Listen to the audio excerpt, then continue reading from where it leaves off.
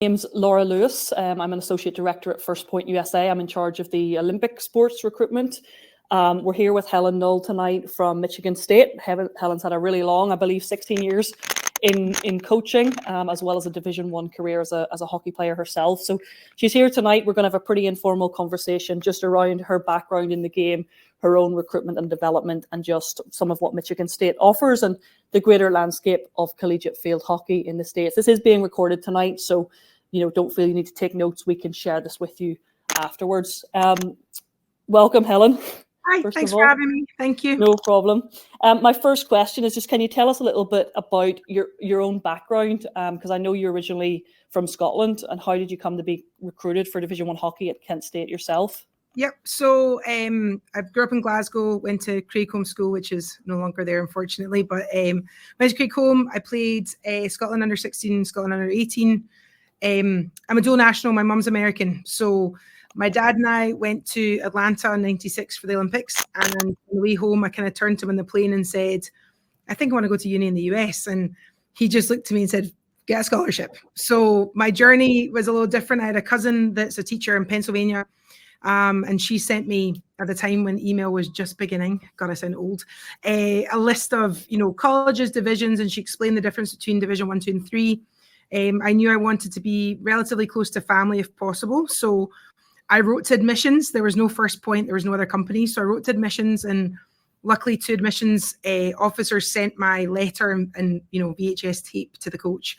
And from there, I came over for my grandmother's 90th birthday, went to visit the two schools that had got back to me. I liked one coach better, and that was my decision. And I've kind of not looked back. And I played at Kent from 99 to 03 was my last season. Or sorry, 02 was my last season. I graduated in 03, and then I coached there for 3 years, and then I've been at Michigan State since 2006. And when I was there, I played under 21 a little bit, but with summer things over here, it made it tough to do both. Yeah. And I believe, have you been in charge now have you had 100 wins at Michigan State? Did I read that? Over 100 wins? Yep. Awesome. Yep. Awesome. So one of the questions I was going to ask, so you said the key factor in your decision making was just how much you liked the coach. Maybe if we reframe that, like what other factors do you feel are important whenever athletes make their decision? Is it academics, coaching, money, geography, weather? What should kind of come into the process, and what do you think is important personally?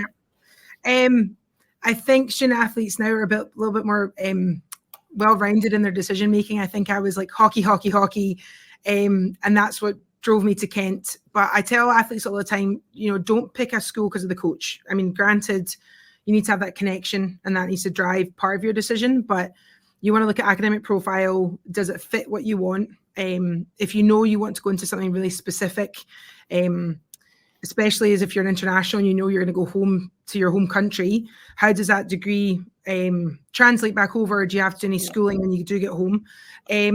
But really, it's a matter of like what fits for you financially, what fits for you academically, location-wise. Do you want to go to school in California, which is a 12-hour, 14-hour flight from home? And if you're from Scotland, especially, you're going through London, so you got 2 flights. Or do you want to go somewhere like, Boston or New York, where maybe you have a single flight to get there? Just things to think about. But I'm also someone that, my mom always used to say to me, what's for you doesn't go by you. And you kind of find what's right for you, and you find the fit and the feel. And I think it's important to get on campuses and meet the people, meet the athletes, meet the support staff, and see if it kind of fits your needs. And if it feels like it's the right place for you where you can be successful. Very good. And what led you, like obviously you finished up your collegiate career, what led you into coaching specifically? Was it for your degree major or just the experiences you'd had on the team? Yeah. What was the motivator for that? Yeah, for the overview on the call, I think the one thing that's great about going to university in the US is that you can come in undecided your freshman year, meaning you don't have a degree that you're already working towards. So when I came in, I thought I wanted to be a PE teacher. Started in some education classes, looked at what my coach did, and I was like, I want to do that. And that was kind of what drove me from that part. So part was definitely my experience with my coach. I also knew I didn't want a desk job. I didn't necessarily want a 9-to-5. Been in sports my whole life. I'm a relationships person, so that was another part for me to see how my coach had an impact on me, that I could have that on others. And luckily at Kent State, I did sport management with a minor in coaching, which was great. And then I went on and got my master's in sport management from Kent as well. So that's really what drove me into coaching, and I've not really looked back since. Brilliant. You talked a little bit about, you try to come back a little bit into the international setup and so on at under 21s. Yeah. For a player who's kind of on their national pathway or long-term aspiring, maybe to come back to Europe or the UK post their collegiate career, like, do you think it's a good platform? We have here within the company, like, we placed Aisha McFerrin, who went out goalkeeper, Louisville, Kentucky, went on to the World Cup, eventually played in the Olympics. But do you feel that collegiate hockey can be that platform, sort of 18 to 22, where players can develop? 100%. And I think that the evolution in technology has definitely helped with that. So I'll use an example. Ellie Rutherford, who's going to graduate from Michigan State in May, is from Edinburgh. She played in Euros last summer. Every summer she would go home and train, and we could provide our coaches back in Scotland with like fitness testing standards, game film, WhatsApp chats about how she's getting on. Whereas maybe 15 years ago, that wasn't as accessible. We can also share, we have a national film exchange platform that we exchange film on, and we can let whether it's national team coaches or scouts or whatever look at stuff that way too. So I think it's made it easier. And I think too, it's easier, like, in the off season, if she had a training camp, she might miss training here and go home for that. In the summer, our team might be back training in July, but she would be in Scotland training with the squad there. So at least my experience with UK-based athletes is definitely something that can happen and does happen. And I think I think in the US, you learn a lot more tools of how to become an elite athlete that you don't always get in the UK system. And I think if you look at Aisha, or you look at just Ireland hockey in a whole, there's a number that have come from the US pipeline and have had a lot of success. Yeah, going to Olympics and supporting their international career. Yeah, we've had a few really good years for Ireland as well. Okay, I was going to ask you as well, like the format of field hockey. That's something that's maybe not as familiar to our European audiences, or even those who may be in some of the African countries. Can you just kind of explain the divisions and the kind of geographical spread a little bit, and also the season, the dates of the season and the dates of the, I guess, spring season as well, and how training fits around that? Sure. So first, I'll go with kind of the season first, and then I can talk about more divisions and geographical landscape. So different from playing in Europe or other parts of the world, our season goes from August till November. The final four is the weekend before what would be the American holiday, Thanksgiving, which is usually the last Thursday in November. So our season is the shortest in the NCAA. We're 12 weeks. You get 2 weeks to prepare before your first match. So the big thing when you're a freshman coming in is you've got to come in fit. You've got to come in healthy and ready to go, because if you come in behind the 8 ball, it's going to be mid-year before you get your fitness. And at that point, you may not get playing time. It just puts you in a really tough spot. So we can play a maximum in Division 1, which is the kind of largest and highest level. You can play a maximum of 20 games in your regular season. And then whatever you get in your postseason, so your conference tournament or national tournament, can add up to maybe 26, 27 games max. Wow. When the girls come back after what we consider just winter break, what we're in right now is our winter season, and in Michigan it's nice and snowy and cold outside. We'll go indoors for about the first 6 or 7 weeks. We train in an indoor facility that we kind of do hybrid indoor rules, and then we'll move out in our turf for like another 6 weeks after that. You get 5 dates of competition, meaning we can go, like, for example, we're traveling down the road to Michigan, which is an hour away, and we'll play 4 games in 2 days, but they don't count for anything. They don't count for league. They don't count for standings. The fall is really your competitive season, and the spring is where I look at it as growth and development for our student athletes. Yeah. And then, most universities, if you're on semesters, which is, you got a fall and a spring semester, we're done early May, and then our athletes are off May, June, and July, and then it just cycles back around again. The number of games is similar in Division 2 and Division 3. If you're an Ivy League athlete, Division 1, the rules are a little bit different. In the spring, they don't have as much contact hours with their student athletes as we can. They put their focus back on academics in their off season. But in terms of like geography and geographically, so Michigan State's in the Big Ten, which is one of the top 2 conferences in the country for field hockey, as well as many other sports. Context, like Michigan is bigger than Scotland. Like you can fit Scotland into the state of Michigan.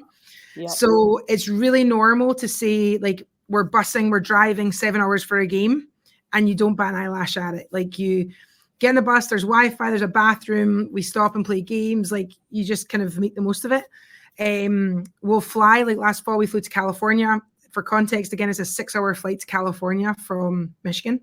So you're going a long way for matches and games within our conference. So you have your conference games. We play in the Big Ten. There's 9 of us in the Big Ten that play each other in conference games. And then your other games are made up of non-conference. So we may play, for example, like California with a non-conference game, or we might go to Ohio and play Kent State, where I played, and pick up 2 games there.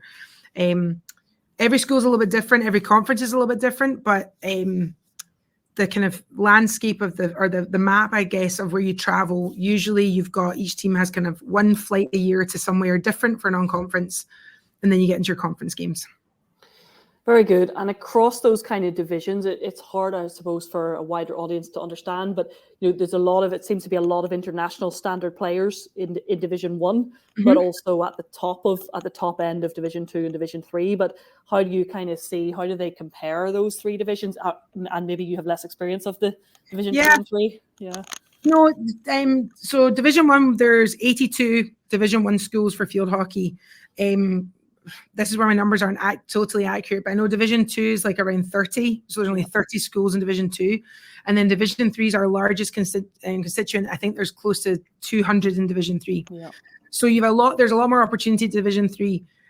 Comparing the differences, like Division 1, almost everybody's on water-based astro. I think there's maybe 2 or 3 programs that are not. There's more funding. There's more emphasis on sport and competing. Not that academics isn't important, but there's definitely sport is a bigger part of that college experience. Division 2 and Division 3 are actually very similar. The difference also, Division 1 can give scholarship, can give athletic aid. Division 2 and 3 don't, but they can give like need-based aid or academic aid. But there's some really, really good Division 2 and Division 3 schools. And if you want a smaller school with a niche major and you want a smaller campus, we're 50,000 students. You might have a Division 3 school that's 3,000, and that might suit you better. Yeah. And the hockey could still be, still a really good level. You could win a national championship every year at Division 3. It's really what suits you and what fits what your needs are.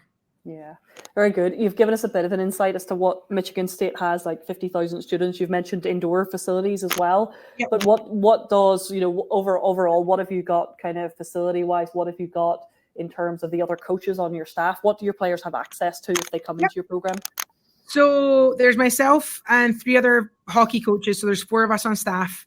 We also have a nutritionist. We have a sports psych. We have an athletic trainer or a physio.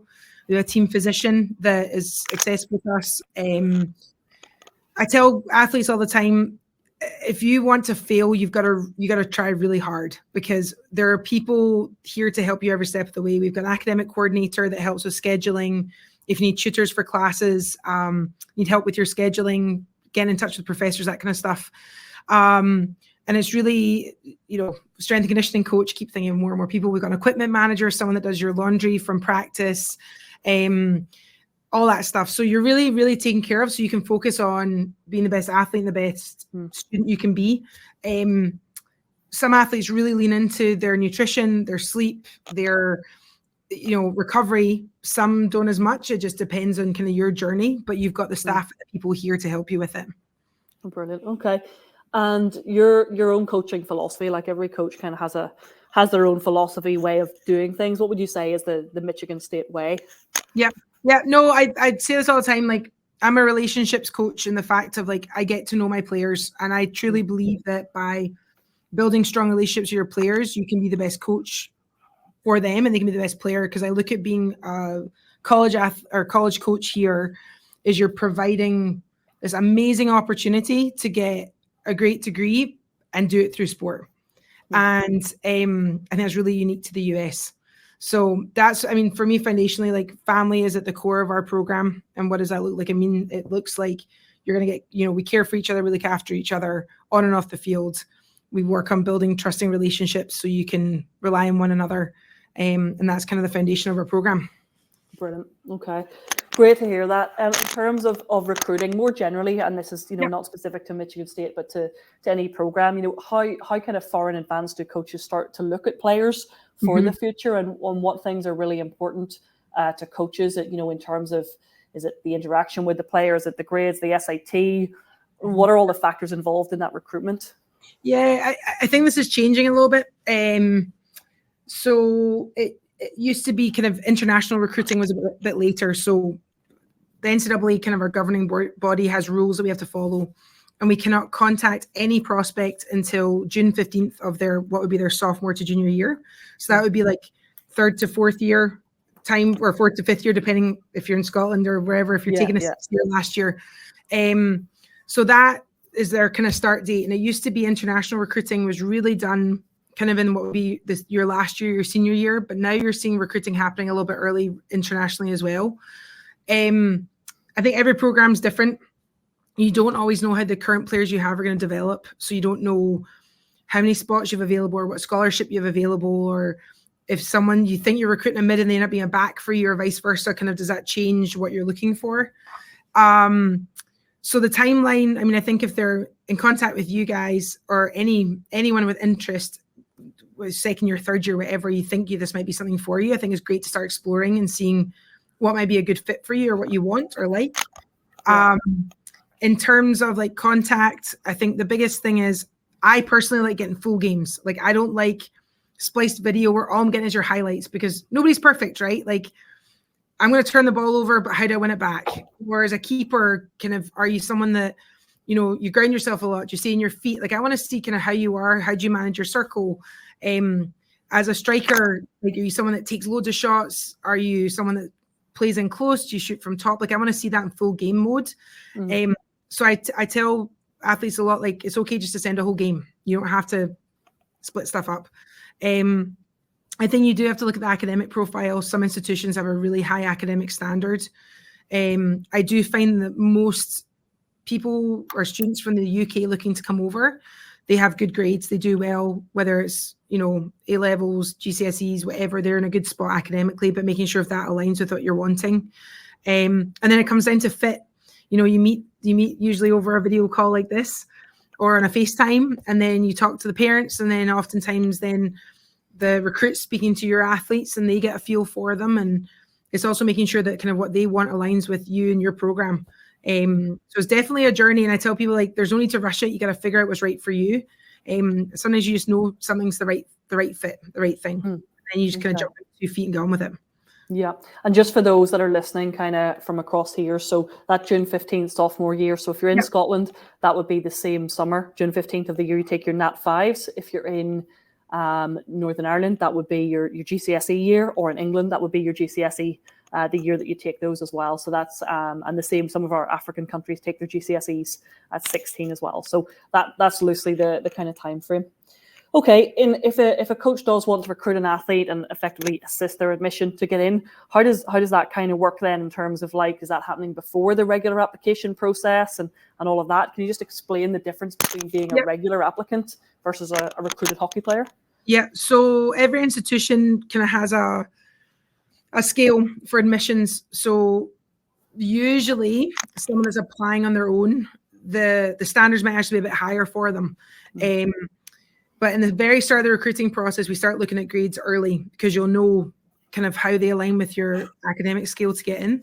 And then there's discussion too, like, listen, you're going to have to get these grades up, or you're in a really good spot, or maybe it's a subject you're taking, that kind of stuff, in terms of how your profile's looking. Once you hit your last year of school and the application opens here, we have our student athletes or our prospects apply. And then we kind of flag them on the back end. We have a little bit more access to see where they are in that process to be admitted. At least we do here at Michigan State. But I really know beforehand they're fine academically. If I've got someone I'm worried about, we're having that conversation very early in the process. But there are some institutions that will say from the get-go, like, we just can't get you admitted here. Or they'll say you're great and you need to get a 1,500 SAT or whatever that standard might be. Yeah. Okay, and just a pretty straightforward question, but roster size, like how many players on your overall roster? How many scholarships can you give, or what's the kind of limit on scholarships? And then are full scholarships common as well? Yeah. So just a few questions there on the numbers. There's been a big change in the NCAA this year where they've got rid of what used to be a scholarship limit. We now have a roster limit. So in field hockey, the roster limit is 27. So we can only carry up to 27 athletes. Very different from the UK where you may have 16 and that's your max, or 18. We can, so technically now schools can be funded up to 27 spots. Mm-hmm. I think the reality is going to be in a sport like field hockey, you're going to see 12 that used to be our scholarship number. Programs are going to still stay around 12. You might get a little bit more aid money, but you're not going to see that jump to have 27 players on a scholarship. So we can split scholarships. So of our 12, you can give somebody 10%, somebody 50%. We tried to couple it with academic money to make the best kind of financial package possible. A lot of coaches philosophically think, everyone has to buy food, so pay for your meal plan or pay for a part of it. So it's not completely free as such for school. Full scholarships do happen, but you've got to be a pretty special player to get a full athletic scholarship.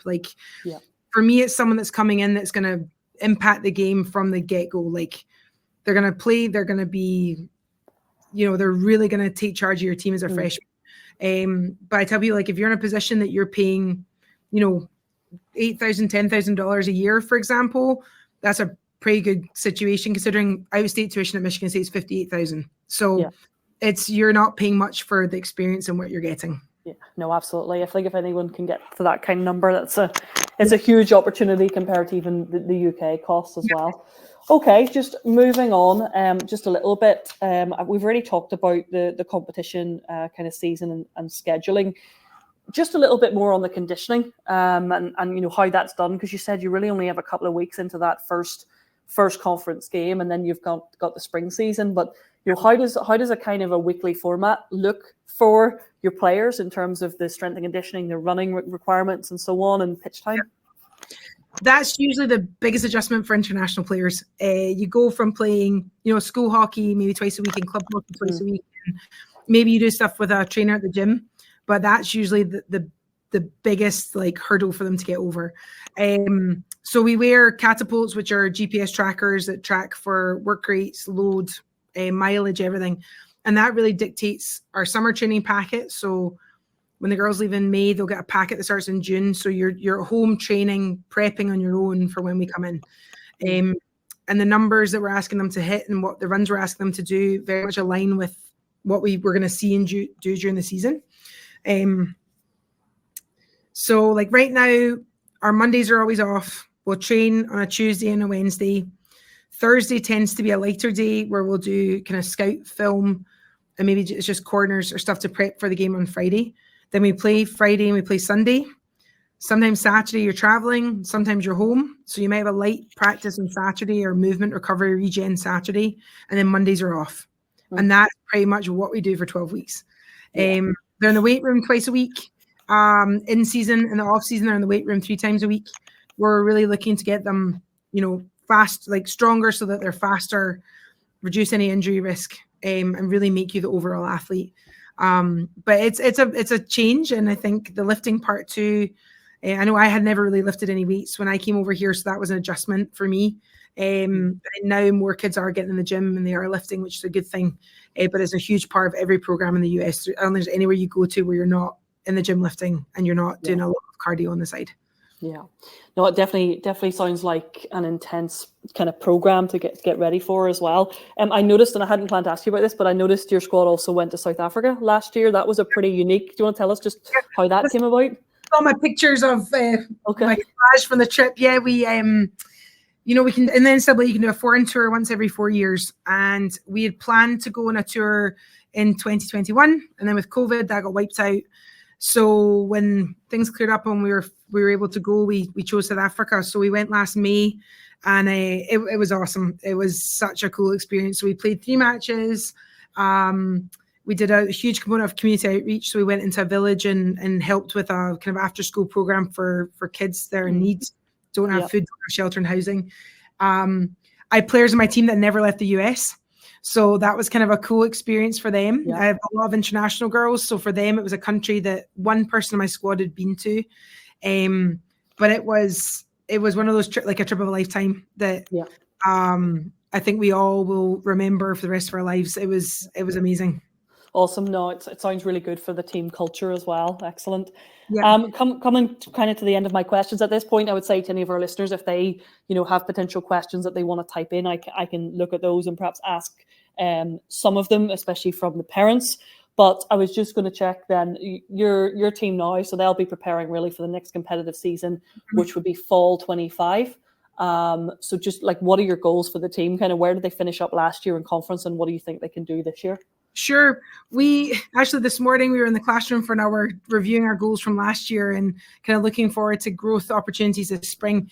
So in the US, different from the UK and anywhere else in the world, we play overtime. So after you play a full game of hockey, if you're tied, you can't ever finish with a draw. You play 7v7 full field. Okay, and it's golden goal. Right. So we had 6 games in overtime last year. So if you talk about like you're right on the cusp, and 3 of those were in conference play, 3 were non-con. And at the end of overtime, if there's no winner, then you would go to shootout or shuttles, whatever you want to call them. So that was a big part for us of like, okay, how can we get better in our finishing and our ability to finish, because we had opportunities, whether it was corners or in field goals, to not get to that point of being overtime games. So that being said, we were really close and on the cusp of a lot of, like, that was 6 games that could have been 6 more wins. Last year we finished with better record, more goals. Everything was in the positive except for in our conference, which is number 1 in the country, and we're playing teams ranked in the 6 and 9 in the top 10. We're clawing our way to get into that position. So for next year, our goal is to finish in the top third of the conference, qualify for the Big Ten tournament, which then gives you opportunities for national tournament, and to win 9 out of 10 non-conference games. So when we go into our non-con schedule, to kind of take care of those games along the way. Very good. Okay. So a lot of people, I'm sure, will be watching your program after this tonight as well to see how that goes. What are your kind of final tips that you would say, people listening here might be 15, might be 16, there might be some parents, just your overall tips for the international player who would hope to be recruited? No, I think that like there's a school for everybody. And I genuinely mean that. Like you've got to kind of figure out what you want and what fits you. I mean, if you're playing at a high level abroad, or playing like junior national level, or you're playing district level, you may not fit in like a top 10 program, but there's programs in Division 1 that are there for you. And the process can get a bit daunting, and that's where I think FirstPoint and other like agencies really help you to kind of steer your process a bit. But also to like, you've got to be an advocate for yourself.